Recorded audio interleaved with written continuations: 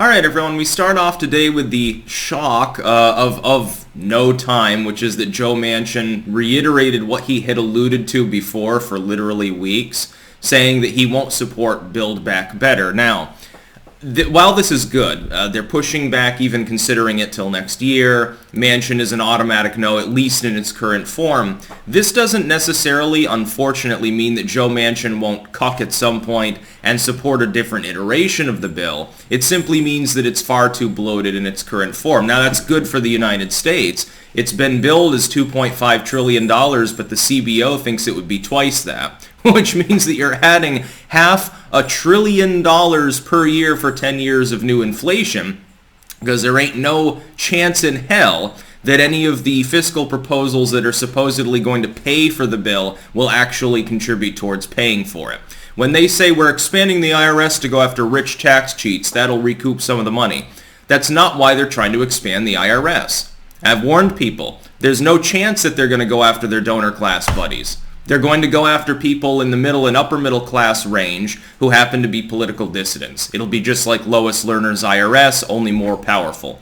When they say we're going to get money from the billionaires, the problem is that no reasonable person apparently drafted this bill, looked through it, and was involved with that process. Apparently it was written by AOC and Elizabeth Warren, who think that a wealth tax is actually a good idea, aka the de facto nationalization of a sliver of the country's wealth year after year after year, causing a Great Depression.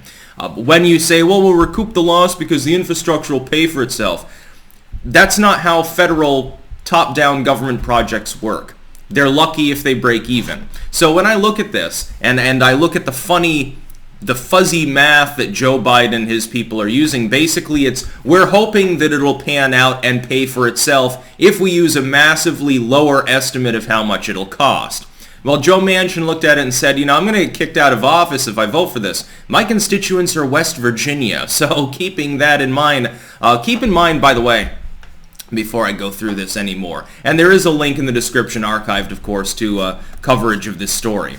There will also be a pinned comment down below if you're watching this video on YouTube with links to other video hosting sites that I use. Keep in mind, I make several exclusive videos every single day that don't exist on YouTube, either because of the content type, my opinions on the content, or just overflow. I'm trying to incentivize people to use other platforms. Hit 50,000 subscribers on Rumble the other day, and I'm fast approaching 60,000 on Odyssey.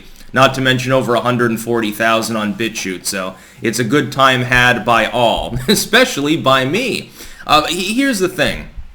I would love to believe that Joe Manchin, because the infrastructure deal, if you can call it that, was already reached, and he had a huge hand in reshaping that, making it less unpalatable. I would say more palatable, but it never would be. Spending any additional money at this time is a bad idea. He managed to knock a huge chunk off of it, making it something that the economy can probably absorb. Its impact on the economy will be negligible as opposed to the original bill, which would have been the whole infrastructure bill and the whole of Build Back Better in its current form. It would have costed arguably $10 trillion all told. If you really look at the numbers and you don't make the assumptions that people like Biden, who has a reason to because he's fucking pushing the bill in the first place, if you don't make assumptions about a return that hasn't happened yet, if you don't act in a speculative manner, if you're not a speculator, and the government's good at doing this, it's how the Depression happened, by the way, as well. It wasn't the private capitalists, it was the government, and then we made more government and hoped that the problem would get better, and we've been doing the same thing ever since. It would be enormous, the impact on the economy. When we're talking adding several more points to inflation for an excessive period of time, you wouldn't see, your wealth would depreciate much more quickly. This would disproportionately impact especially people in the lower and middle classes and into the upper middle class. The 99% of the public would be losing wealth. If Build Back Better passes in any form, I would argue that that will still happen. It's just a matter of how much impact it has. So while I would love to believe that Joe Manchin will never vote for any iteration of this monstrosity, and that they would have to parse out individual sections, consider them separately, and virtually all the leftoid ones therefore would be doomed, I don't think that's the case. I think that Build Back Better will be reconsidered, and it's just a matter of how much more he can whittle it down before he finally cucks. Like he did on infrastructure. He shouldn't have voted for it in the first place. Neither should there have been any Republican support for it. They're all, I mean, it's not treason to party. It's treason to the economy and the nation at some point because it's just a shitty idea on its head. Now, here's the great part. This has all the leftoids very, very nervous about the midterms, because if they can't get any iteration of Build Back Better passed, Biden looks really, really bad. The leftoids won't get to say, hey, I accomplished something for you to their constituents, because, I mean, you got to remember, the former Gang of Four, now the Gang of Seven, the Geek Squad in the House, they all voted no on the infrastructure bill just because it was parsed separately. Technically speaking, by the way, this makes them correct about the surmisings of Manchin and possibly Sinema, putting Biden in a really bad position to get hit again from the left of his own party. And without those young leftoid voters on board, do you think that the Democrats are going to score well in the midterms? Or do you think they're going to sink like a goddamn boulder? That's good. My hope is that virtually all of them get kicked out of their jobs. I would love it if the Republicans, and I'm not a Republican, I'm not a conservative, and I realize that this means that elements of conservative Inc. would sneak back in, but I would love it if they had a supermajority in the House and Senate large enough so that they could kick Biden out of office entirely, along with goofball there, Kamala Harris, and whoever's the Republican Speaker of the House would ascend the presidency. Because this has got to stop. At some point, we've got to stop the lockdownerism. That's economically damaging. We've got to stop the runaway inflationary policies. And we've got to focus on attempting to rein in certain foreign powers, and Biden's certainly not the man to do that. We're on a very, very slippery slope right now, I think, where one misstep could cause calamity. And the person in the White House has dementia. And we've still got at least another year of this crap to go before the midterms happen. And again, hopefully the outcome is that he can literally be removed on day one and thereafter from office. Joe Biden should be dragged kicking and screaming out of the White House by the gendarmes, having lost his position as president, and should immediately be in a goddamn nut ward because he's demented. Kamala Harris is clearly unfit for office.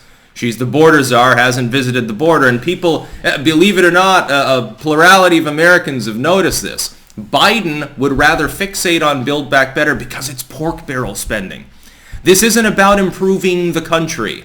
It's not about educating kids. If we ever get universal pre-K, it's just an example of another way for the government to take the kid away from the family more often and indoctrinate them a little bit more and dumb down the public a little bit more, because our educational system's become a fucking joke. Universal community college will make community college utterly goddamn worthless. It just means that you have a high school educated population that knows marginally more, very basic material, because a lot of people will take it up just to do filler courses. They won't even have it. If I'm told, hey, for that you've graduated high school, we're giving you up to 2 years of free community college, I've got to go flip burgers. Okay? I'm a new kid on the block. I'm flipping burgers or working as a night clerk or something. So if I'm taking courses, and they're free, I might as well take them. It gives me something to do with a hobby. It's going to be things, it's going to be shit. It's going to be filler probably. It's not going to be in STEM.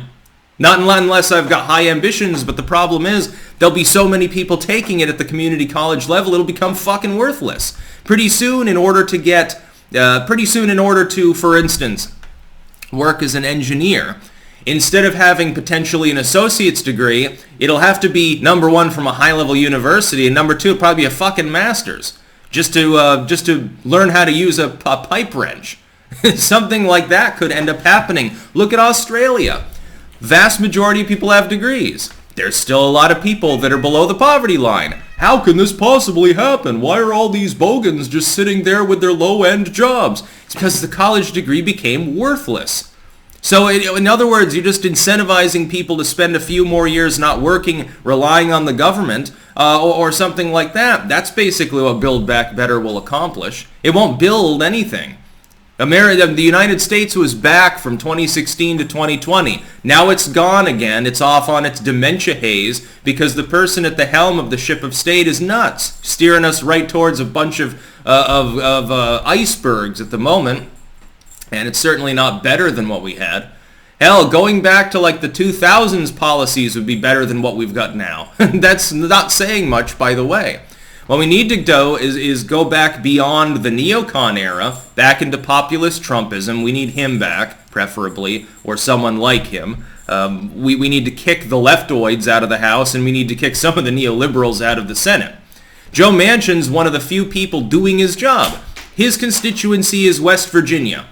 West Virginians do not support the idea of $5 trillion of additional inflationary spending. I don't even think most groups within blue states support that. If you tell them, hey, I want to give you free shit, yeah, people will support that. You could probably get majority support in Wyoming if you phrase it that way. When you show them the basic numbers, all of a sudden, people don't support it as much. This is something that dishonest moron Bernie Sanders, by the way, has literally never stated in his life. He's always glossing over it, not without good reason, because he's a socialist. That's about all. Peace out.